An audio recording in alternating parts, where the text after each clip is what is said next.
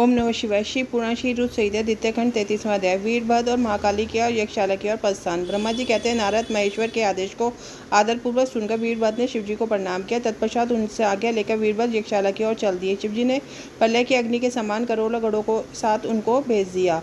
वे अत्यंत तेजस्वी थे। वे सभी वीरगण कौतूहल से वीरभद्र के साथ साथ चल दिए। उसमें हजारों पार्षद वीरभद्र की तरह ही महापराक्रमी और बलशाली थे। बहुत से काल के ही भी काल भगवान दूत के समान थे। वह शिवजी के समान भी शोभा पा रहे थे। तत्पश्चात वीरभद्र शिवजी जैसा वेश धारण कर ऐसे रथ पर चढ़कर चले जो 400 हाथ लंबा और इस रथ के 10,000 शेर खींच रहे थे।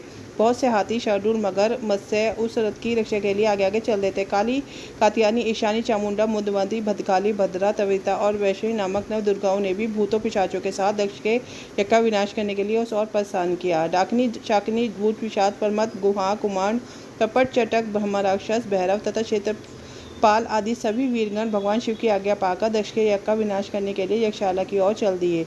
वह भगवान शंकर के 64,000 करोड़ गढ़ों की सेना की ओर लेकर चल दिए। उस समय बैरियों की गंभीर ध्वनि होने लगी। अनेकों प्रकार के शंख चारों दिशाओं में बजने लगे। उस समय जटाहार मुखों तथा सिंहों के अनेक प्रकार के शब्द हुए। भिन्न भिन्न प्रकार के सिंह बजने लगी। महामुनि नारद उस समय वीरभद्र की उस यात्रा में करोड़ों सैनिक, शिवगण एवं भूत पिशाच शामिल थे। इसी प्रकार महाकाली की सेना भी शोभा पा रही थी। इस प्रकार वीरभद्र और महाकाली दोनों की विशाल सेनाएं उस दक्ष के यक्ष का विनाश करने के लिए गाजे बाजे के साथ आगे बढ़ने लगी। उसी समय अनेक शुभ शगुन होने लगे। इसी के साथ रुद्र संहिता का 33वां अध्याय पूर्ण होता है। ओम नमो पार्वती पते नमः। हर हर महादेव।